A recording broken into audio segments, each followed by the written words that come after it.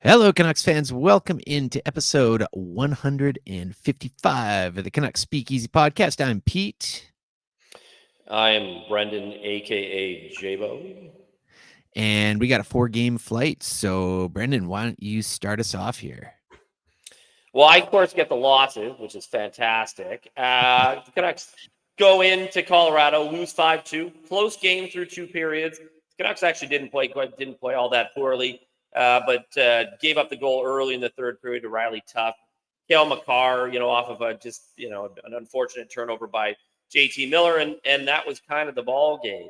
Um, the refs ruined that game. Just we can make that one clear. The refs ruined that hockey game by an inability to put their fucking whistle away. The Canucks go into Seattle and end their losing skid against the Kraken with a very complete 5-1 win as the bottom six getting it done. Bluger, Hoglander, Joshua Lafferty, and Mikheyev with the goals.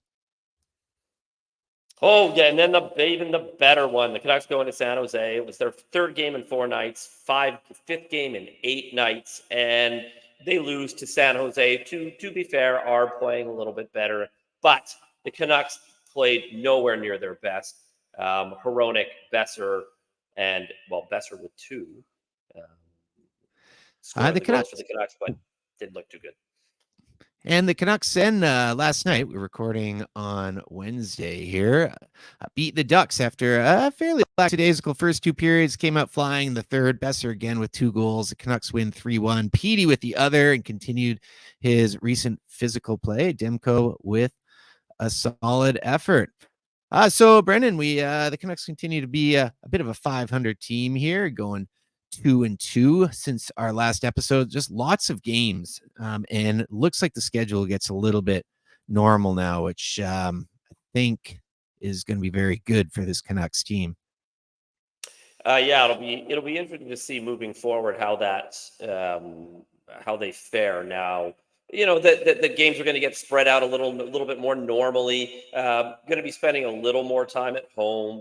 Um, Obviously they got this weird, the 2 game homestand, and then they got to go to Calgary for one. And I mean, that's another sort of an odd anomaly we've seen a couple of times. Actually, I believe both possibly against Calgary, where they come home for a game and then have to go to Calgary.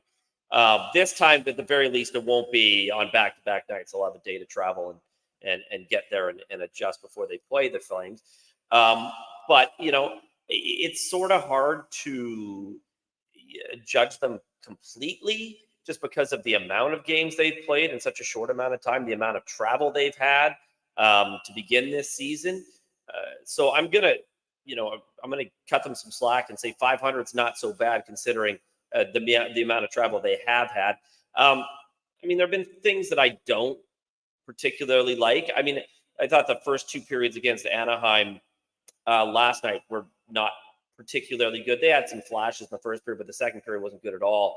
And I'm going to assume somebody, whether that's the coach or one of the leaders of the team, got up and said, "Hey guys, let's fucking wake up here," because they really came out in the third period against Anaheim and played one of their best periods they've played in a while. Um, I would say outside of that third period in Seattle, but they had the lead that night. So they came into the third period against Anaheim, a tie game, and could have gone either way. But the Canucks decided, okay, well now it's time to take this game over, and that's what they did. I mean, outside of the late power play that McTavish had the chance to hit the post. I mean, they didn't give up a whole hell of a lot, and were by far the better team. Sort of summed up at the end there. I thought, I know Garland didn't score. I mean, he probably should have scored the tap in that Petey gave him, but the continued dogged pursuit of the puck after that that led to the penalty that sort of iced the game at that point late in the game.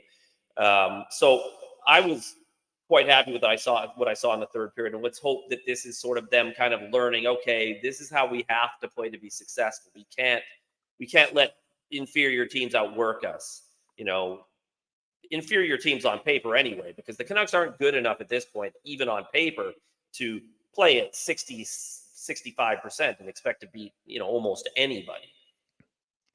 At one point in the second period, the shots were 22-9 Ducks, and the Canucks came out with a 12-1 shot advantage in the third, really kind of turned it over. The home games, yeah, I think there's 15 of the next 17 nights, or we're in a stretch. Sorry, it's not now 15 of the next 17, but we're in a stretch where 15 of 17 nights the Canucks are at home. That's except for those 2 nights they're going to be in Calgary.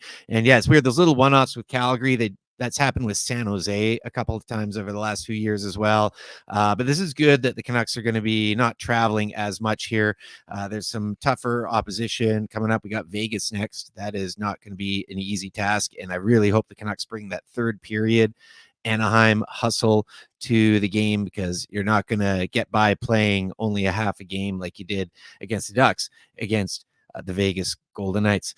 Folks, as well, don't forget you can follow us online out there on Twitter. I'm at Pete_Gas, and we also have the podcast at Canucks Speak.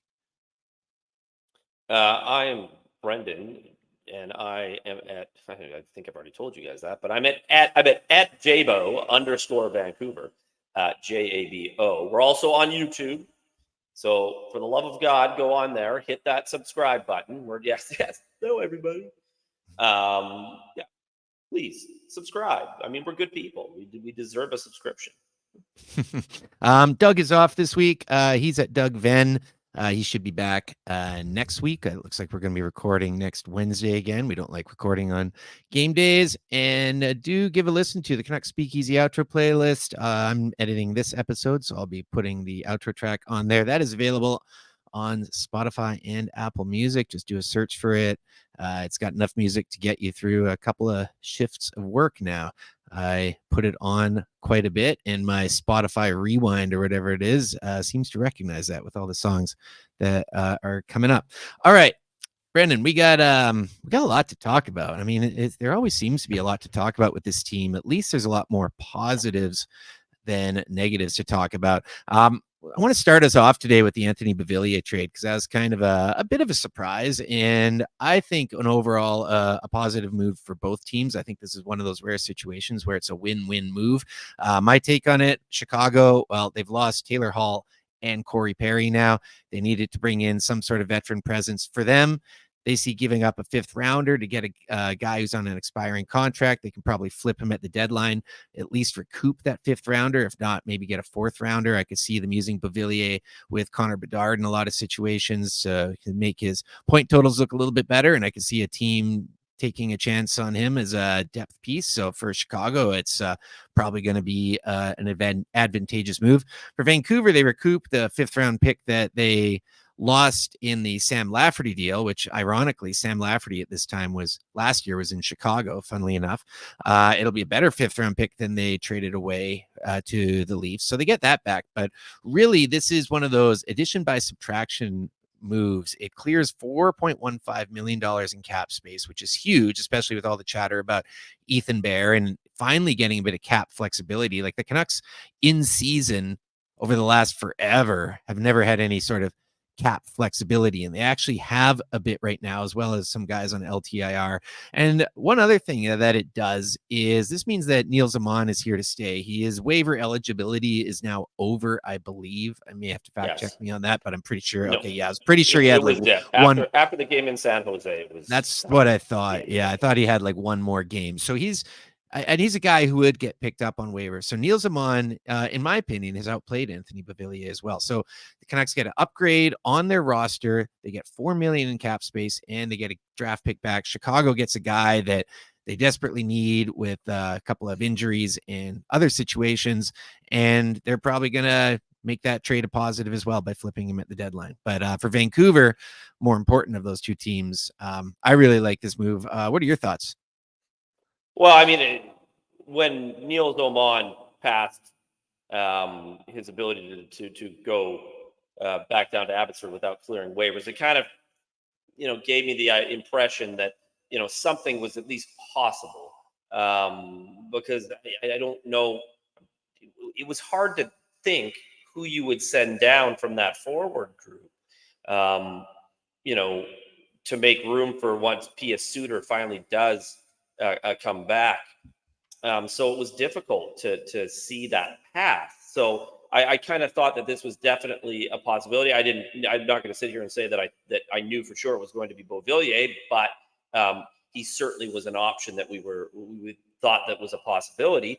But no, I mean, it was a necessity, and you were able to do that without having to put a sweetener on to get rid of that contract, and you basically take a pick back. So, I know a lot of people are like, "Oh, you could have gotten more." I'm like, "Well, no. I mean, I'm not. I don't believe that was the truth at all. Maybe you got more as you headed towards the deadline. That's definitely a possibility if they wanted to be more patient. But there were other extenuating factors as to why you would want to get rid of that contract now, and open up that roster spot. Um, Rick Tocchet likes Neil Zoman. I think it's been documented by others that if Tocchet had his choice, Neil Zoman wouldn't have gone to Abbotsford to begin the season at all. But because he was able to go down without having to clear waivers, it just made sense at that time in terms of those two words, asset management, to do it that way and put him down there. And he was really good in Abbotsford. I'm sure we'll discuss Abbotsford later because I do have some thoughts on Abbotsford and the words that Tocchet had about guys potentially being ready to make that move and push for roster spots. But again, like Neil Zoman's one of those guys. He went down there. He has that little bit of skill, combined with the fact that he's a big body and he's not afraid to go into the corners and he wins battles. And if you talk to Rick Tocchet, wall battles, board battles, winning those battles are everything to him. I mean, they are one of his staples, and if you're not able to do that, you're going to have a hard time, like we've seen with Andrei Kuzmenko. You're going to have a hard time staying in the lineup. So, I think at the end of the day, the Beauvillier move was a good one. You get cap space for and all you have to do is and you've got a fifth round pick in return for it. I don't see the negative in that.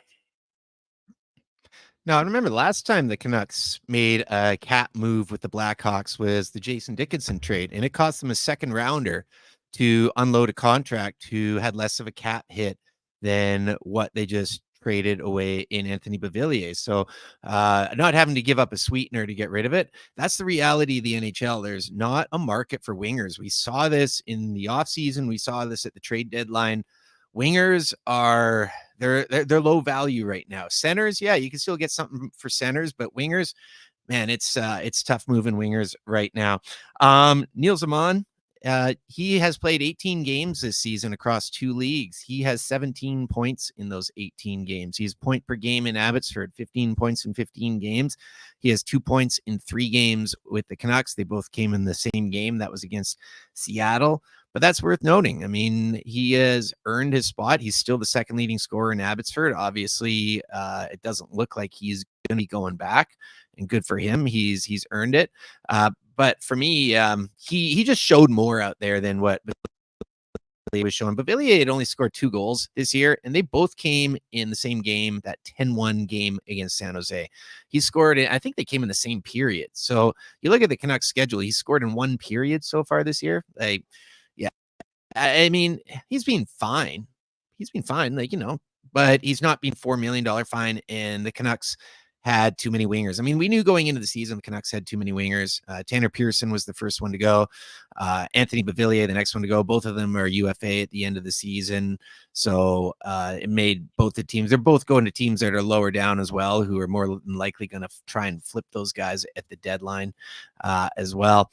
For me, it's an all-around positive move. Anthony Beauvillier, remember as well, Anthony Beauvillier was a part of the Bo Horvat trade, but Anthony Beauvillier was really only in the Bo Horvat trade to make the salary work. The real assets the Canucks got in that deal were the first-round pick and Aatu Räty, who, if you want to talk about Abbotsford here, Brendan, that's a guy you should talk about right now, is what Räty's been doing.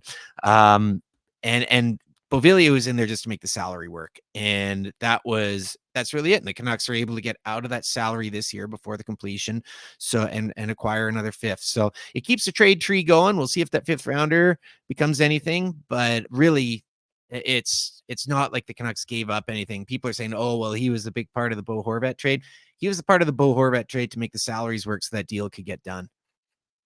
I mean, I think it was a player that they thought, we can take a flyer on this guy, and if it works out, fantastic. And if it doesn't work out, it's a contract that we can trade, especially with going into this year with 1 year left on it.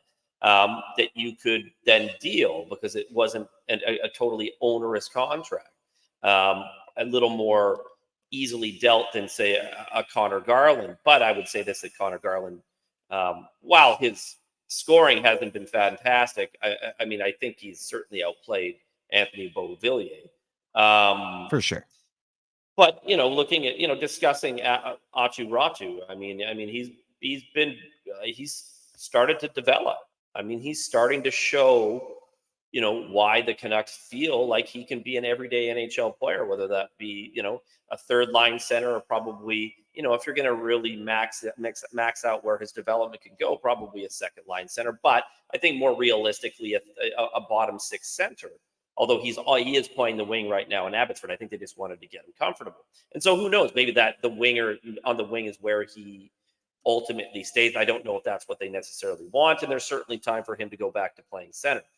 Um, you know, what I like about Abbotsford right now, and what I've liked since Colleton took over last year, there's an emphasis on playing along the walls, board battles, playing good 200-foot hockey, stuff that I've said on previous podcasts. If you want to get to the NHL and stay there, those are staples that you have to be able to do.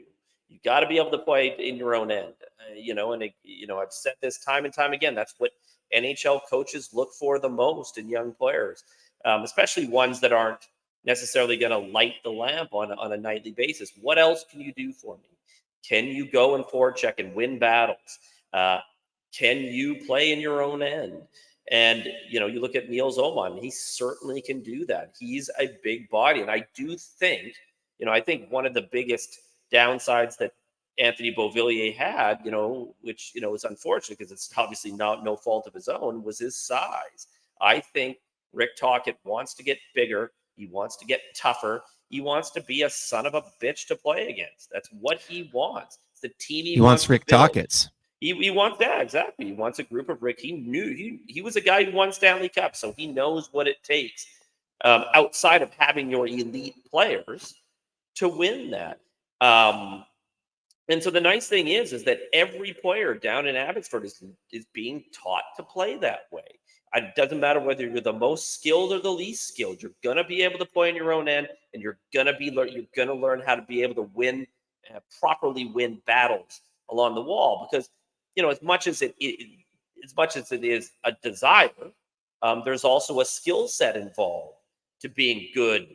On the forecheck, good winning battles along the wall, body positioning, and all of that. And they're being taught that down there. That's why you see guys. You see Linus Carlson come up for a game, and I don't think he necessarily looked out of place. And I know he's been recalled again.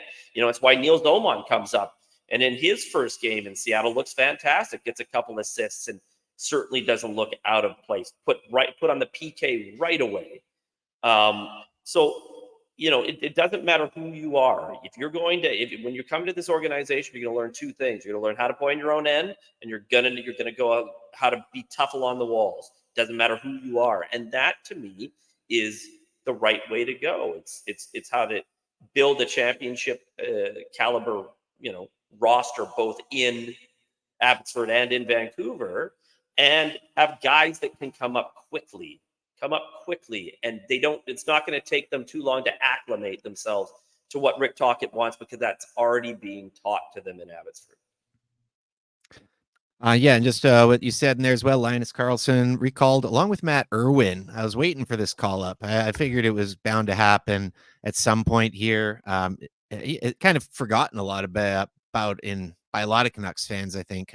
But Irwin is a good depth piece, veteran guy. I'm glad he got the recall along with Linus Carlson. And And just one more thing with Abbotsford is just talking about how they're developing guys, and this is something that this organization has not done well, possibly ever. It's not really been their MO.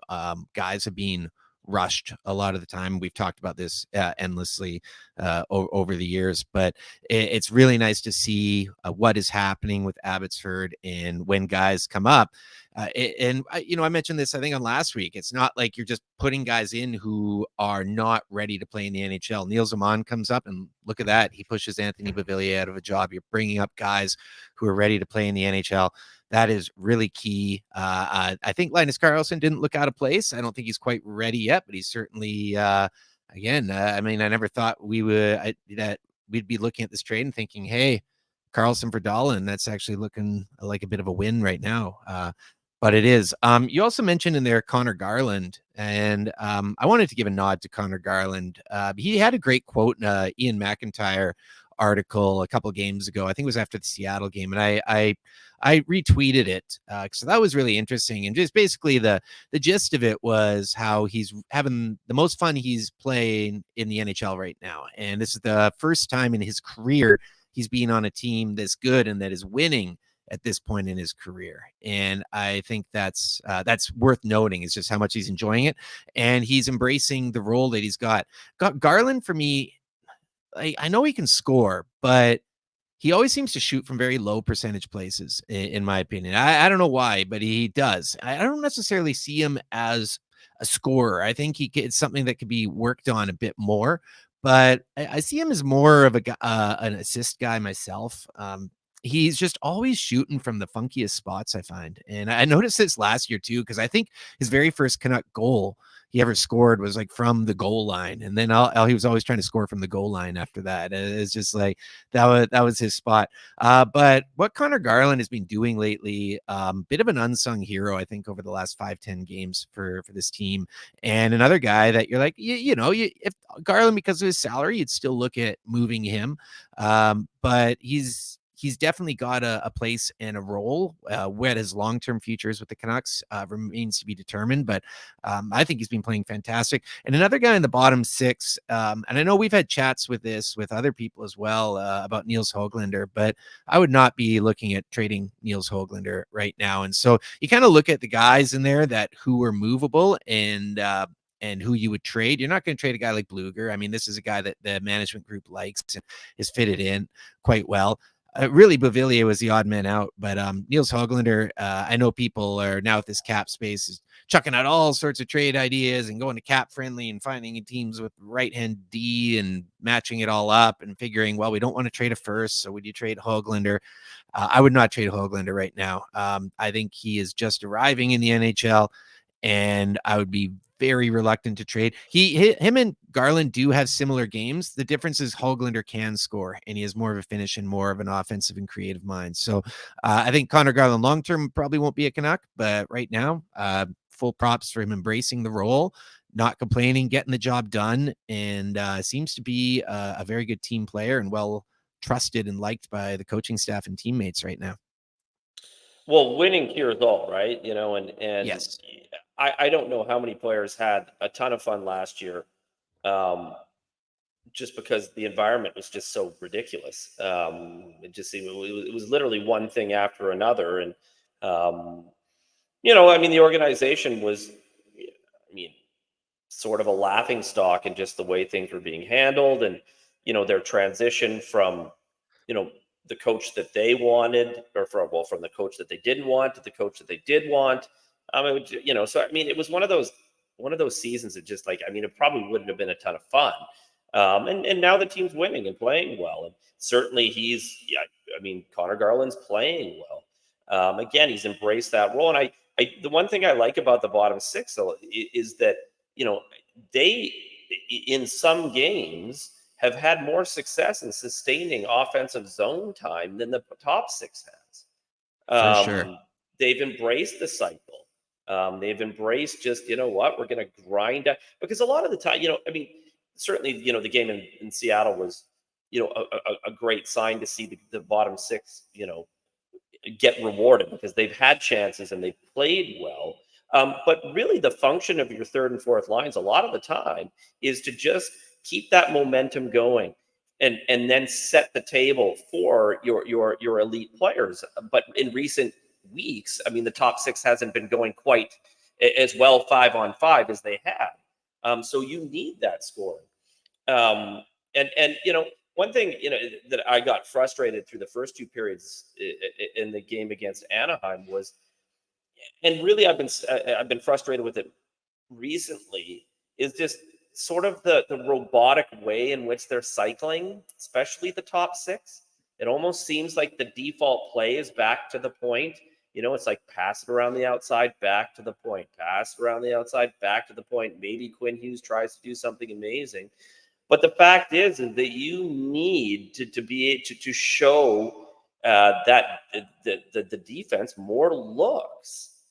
That opposition just, I mean, if all you're going to do is pass it around the outside and take a shot from the point, it doesn't get them out of sorts. It doesn't get them out of their lanes, which allows you to get opportunities. And so what I liked in the third period of the Anaheim game, and clearly it must have been something they had openly discussed, which was, out of that cycle, just take the puck to the net, whether that's through a wraparound, coming off the half wall, or whatever. Just drive the net with the puck.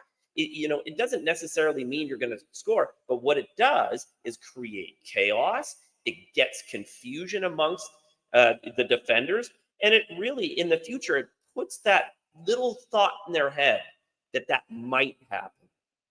Because if all you're Yeah. doing is one move, which is get the puck back to the point and hope and pray that puck gets through, I mean, teams know how to defend after a while. They know that's what you're going to do. It becomes easier and easier and easier. So adding that little element to the game, which is driving the puck to the net, wraparounds, getting traffic, that's how you're going to create more chaos, get the defense on the back foot, cause them to make mistakes, and then you to get better scoring chances. And so I thought in the third period it was definitely a step in the right direction, because they had a bunch of chances. That game could have been far worse than 2-1 until the empty net goal came in. Because I remember Bluger with just a ridiculous chance that John Gibson made an amazing save, among other stops that he made in that third period. So hopefully that's a step in the right direction, and hopefully just in terms of the intensity that they played with. Be intense in your cycle. Play like you want to score, because I felt like it just got a little too boring and robotic, and it showed in just the lack of intensity in previous games. Well, they definitely were working the wraparound against Anaheim. It was very noticeable. You mentioned the Bluger chance that almost went in. There was a couple others, but they were going I for mean, that and driving the the net a Pedersen bit more. goal, right? Obviously. Yep. Yeah, for sure. Like, I mean, it was definitely something that they were using. I think a part of the cycle game is just the way Hughes and Hronek have been playing. If one of them is on the ice, it's hard not to look back to the point to those guys.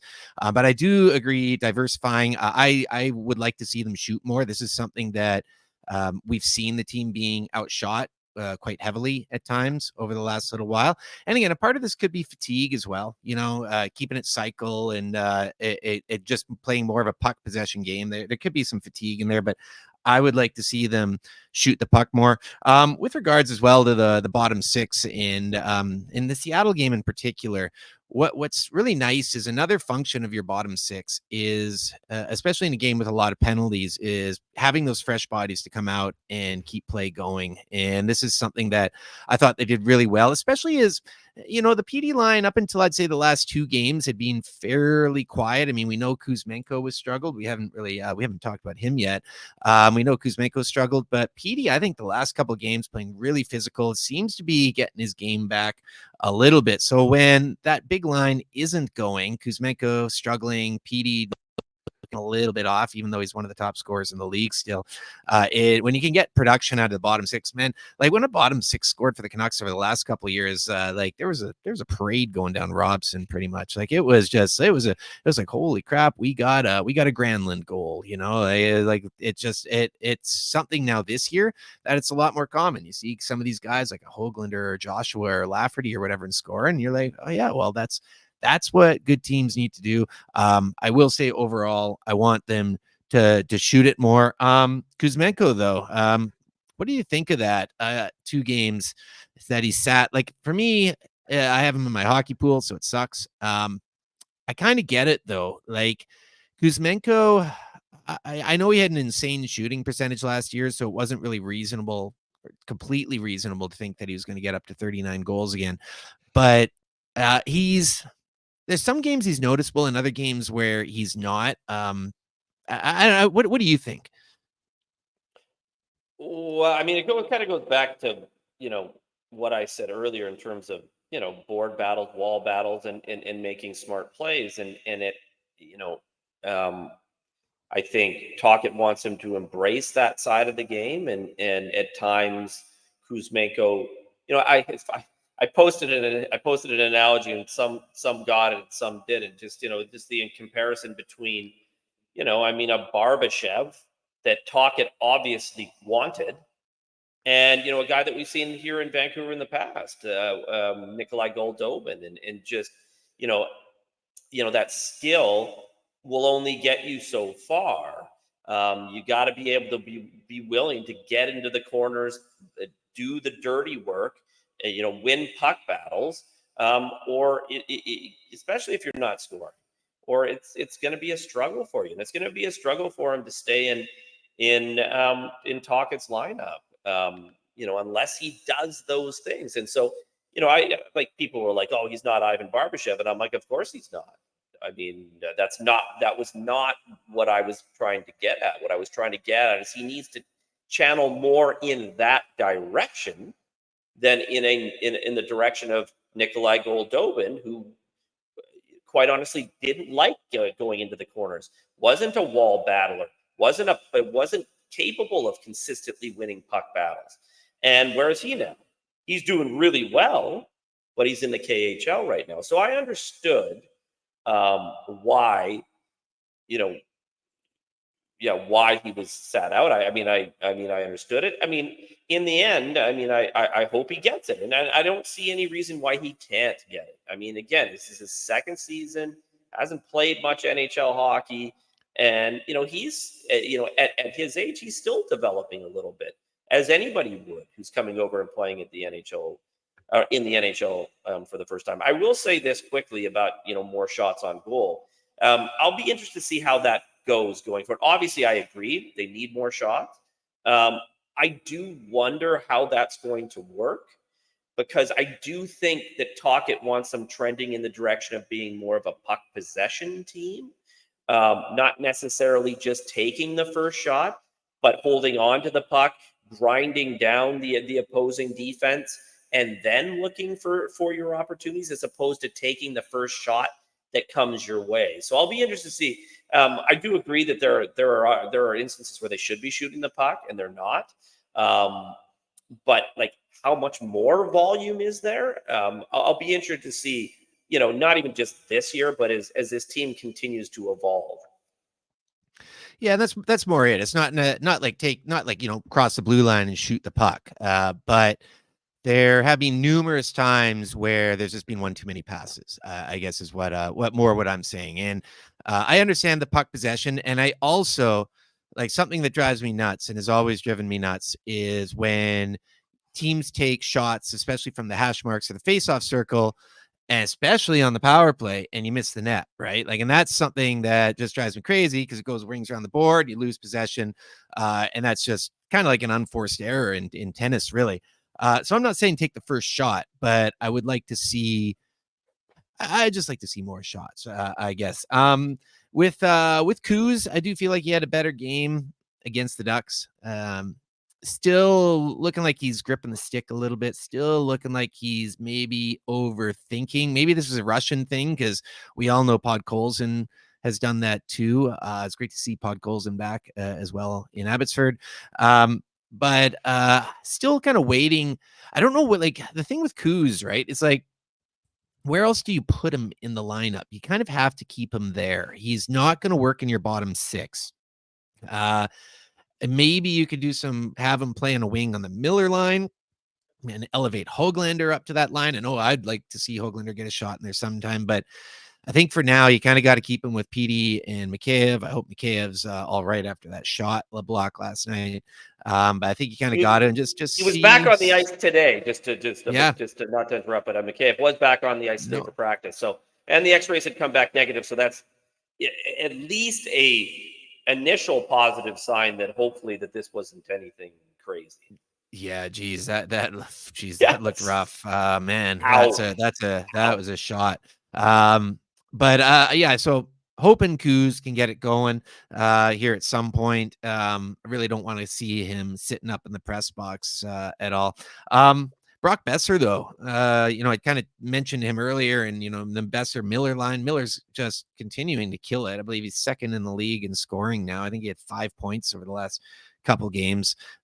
Just doing everything. Of course, I'm a big JT Miller fan, so I'm gonna sing his praises everywhere. But Brock Besser as well, man. Like I kind of thought maybe it would just be a hot start, but here we are, like 22 games in or whatever we're at now, past the quarterway mark of the season.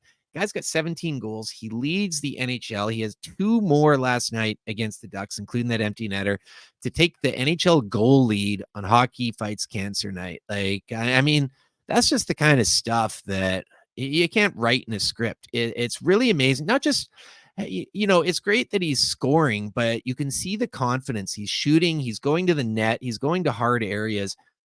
It's this is the best I've seen Brock look, certainly since his rookie year, if not ever. It's just fantastic to see. And I mean, what was that Sportsnet stat you saw last night?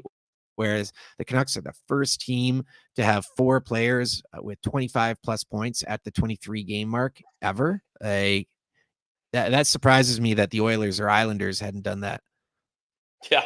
Yeah, that is sort of surprising that somebody in the '80s didn't pull or the that off. Penguins. Yeah, exactly. Or in the early '90s. Yeah, I mean, you know, I think yeah, I like, there were people that had written off, and there were times where I thought, oh, you know what, maybe Brock Besser does need a fresh start. Mm-hmm. To me, it always was, you would see him in the off season. He was playing in the beauty league, and I mean, obviously he was going through a lot. So, you don't want to, let's not discount, what he went through with his father, and all that, because obviously, it impacted him greatly. So, it was, he went into this offseason. He clearly took it seriously. He wanted to show that he was capable of being a good hockey player again. I think it helps scoring 4 goals in the first game. Not necessarily, I'm not saying Oh that yeah.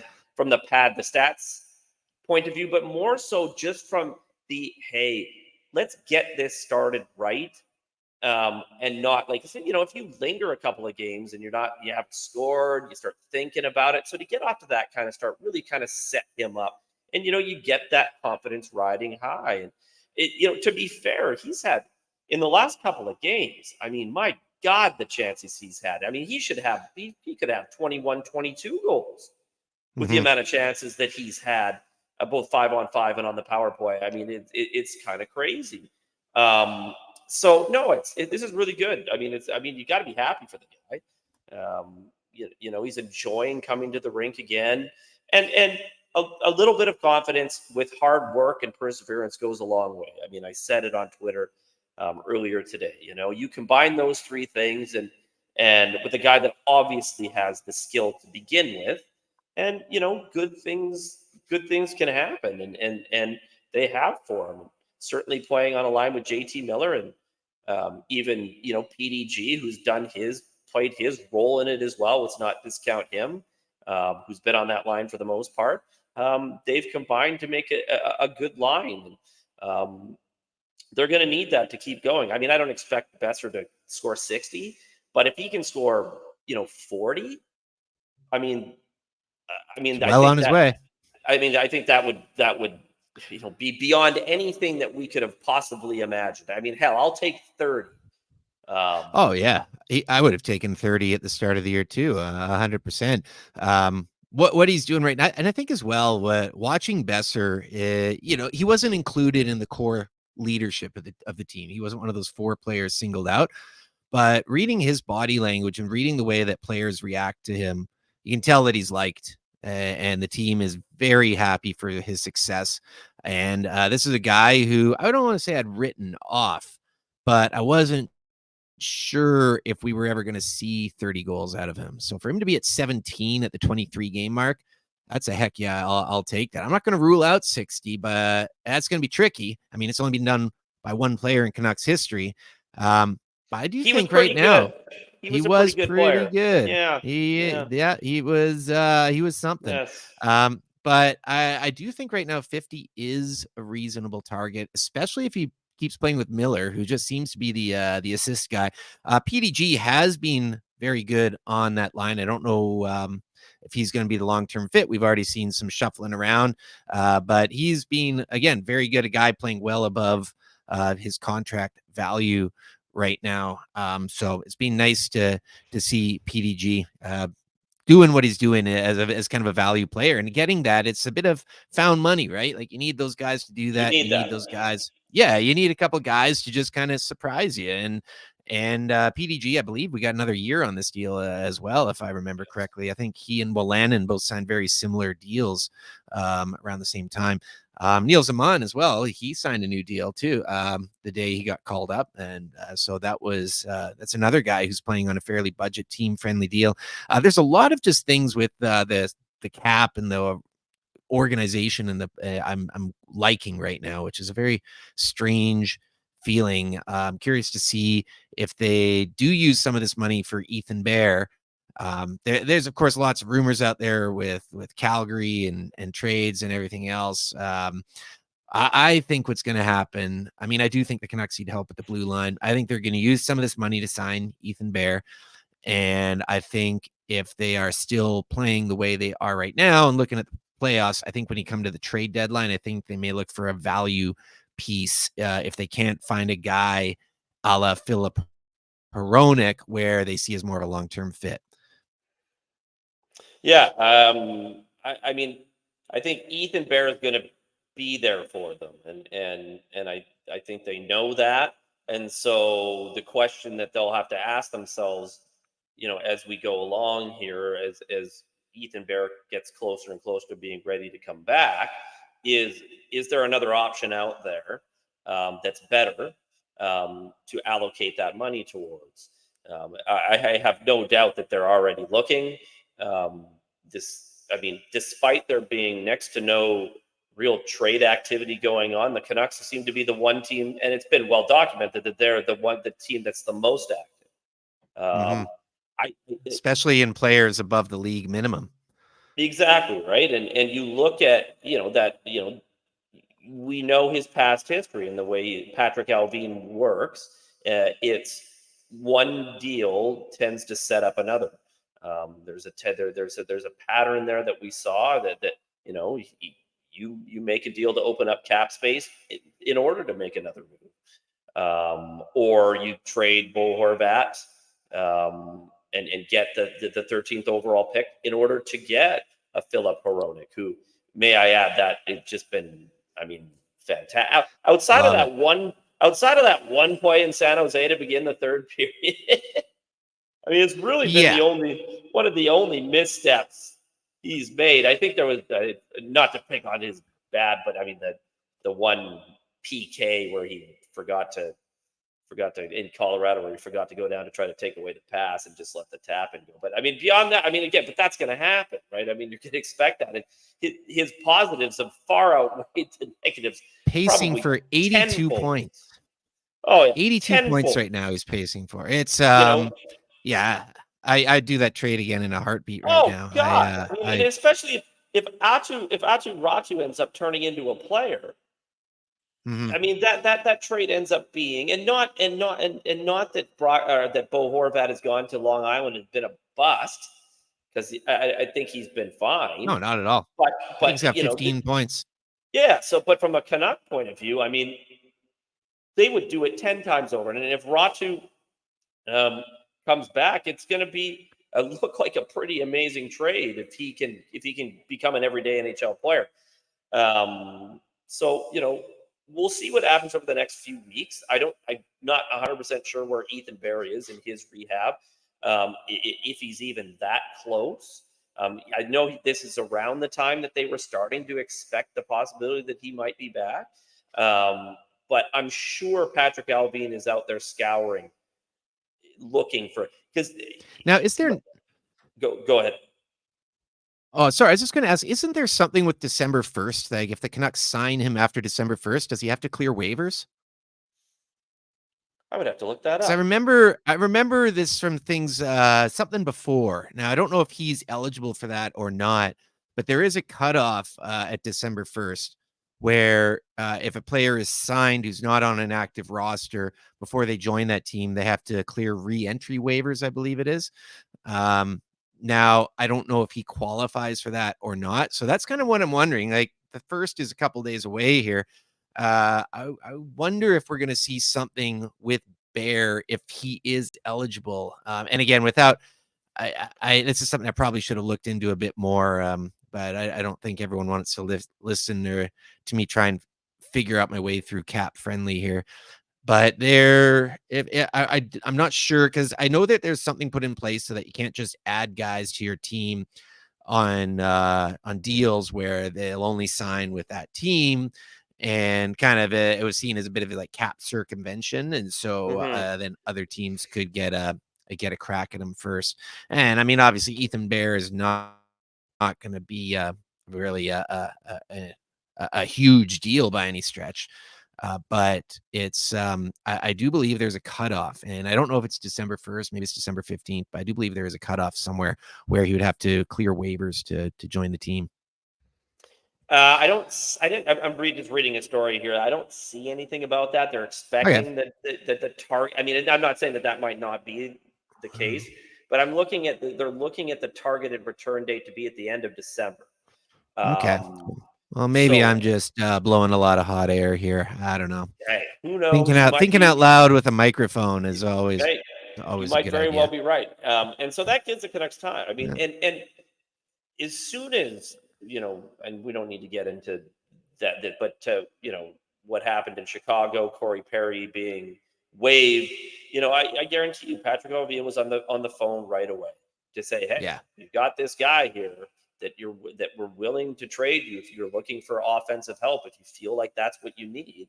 And it was a shrewd move on his part. It was taking advantage of a team that needed some more scoring to go with a young player like Connor Bedard that you need that they're already without Taylor Hall. You need guys that, and I know Beauvillier had to put light in the lamp here in Vancouver, but he's shown in the past that he's capable of doing it.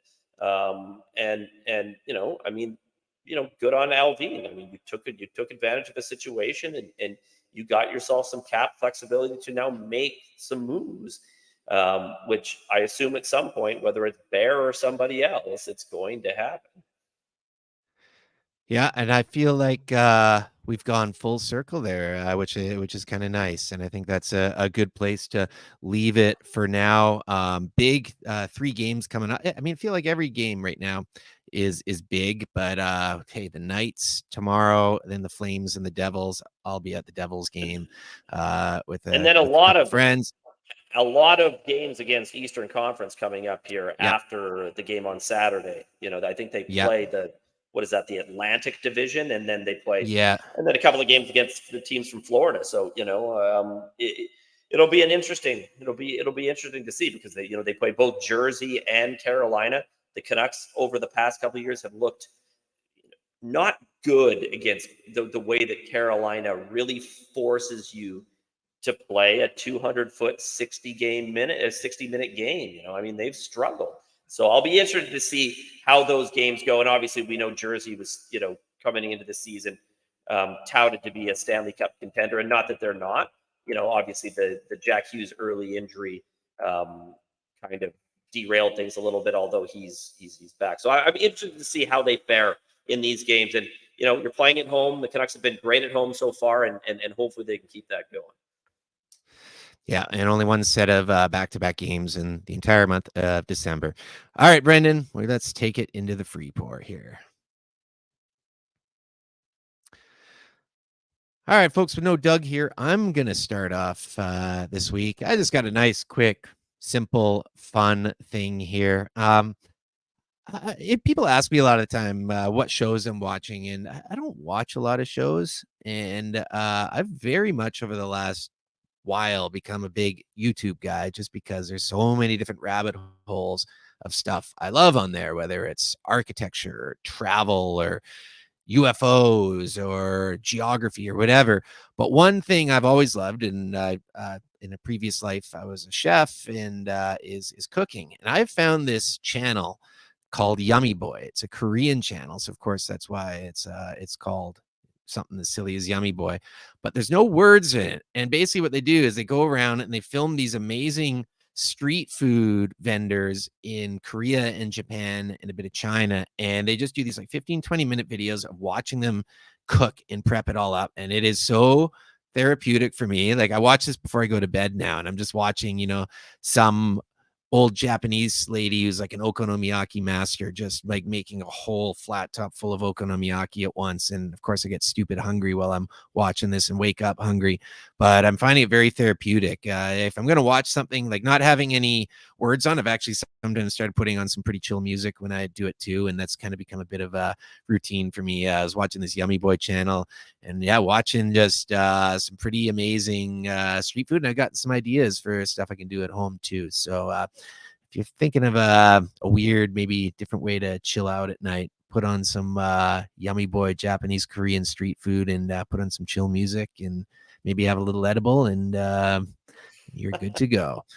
Brendan, what do you got?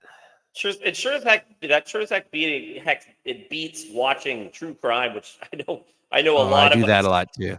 Yes, I mean that's yeah, it's okay, Uh, mine is Francis Sternhagen. Everyone's like, who the hell is that? And if you're like me and you grew up in the late 80s, early 90s, I love the show Cheers. I was a huge Cheers fan. I love that show. I still love that show. I'll still watch it. I'll still download episodes and watch it or stream it somewhere when I can. But she played Cliff Clavin's mom. Cliff Clavin, the know-it-all mailman, constantly at the bar. You wondered if he actually ever delivered a piece of mail in his life. But yeah, she died at 93 today, and just just an amazing part of my childhood. That show, her on it, Cliff Clavin being an iconic character, and her being the mother of that character. I just thought I'd just tip my hat to her. Great life, passes away at 93, and in a lot more stuff than just Cheers. But for me, the role I will remember her as Cliff Clavin's mom. Thanks for tuning in, folks. Episode 155. That's season 5, episode 9 is just about in the books. Just watched. I got they're starting a Kings Capitals game over here, and Vancouver boy Seth Rogen just dropped the puck there. So I don't know what that was all about, but a little bit of a Vancouver connection. Also, if you want to watch Cheers, Brendan, I got to tell you, Pluto TV, which is free, they got a Cheers channel. I watch it all the time. It's just streams Cheers episodes nonstop. Okay, you're gonna have to text me that because I Yeah, want to. it's free. I'm not. They're not a sponsor, but we don't have sponsors. Well, But hell, you know what? Yeah. it is something that I put on. They also have way too many true crime channels. Yeah, I'll tell you about it off the air. Got a busy week. If anyone's out there going to the Devils game, wants to say hi, I'll be at the Devils game. Don't know who else out there is, but always like saying hi to people from the Canucks universe out there. So shoot me a DM if you want. I'm at Pete_Gas on Twitter. Me. The podcast is at Canucks Speak. And if you want to see me this weekend, I'm going to watch the game with some buddies at the Clayton. No, they're not a sponsor either, but I do enjoy watching a game there and good cheap drinks. So that's where I'll be on Saturday night with some buddies. Well, hopefully watching the Canucks kick the shit out of the Flames. But I am Brendan, aka Jabo, and you can find me at Jabo_Vancouver. We're on YouTube. Go on there and check us out. Hit that subscribe button, please. And Doug, who's not here, he's at Doug Venn on Twitter. And once more, the Canucks Speakeasy outro playlist. this jam will be added on there. The Clayton, like Cliff Clayton. You're fired. All right, folks. We'll see you next week. 3 big games. Let's hope we have 3 more wins to talk about. Hasta luego.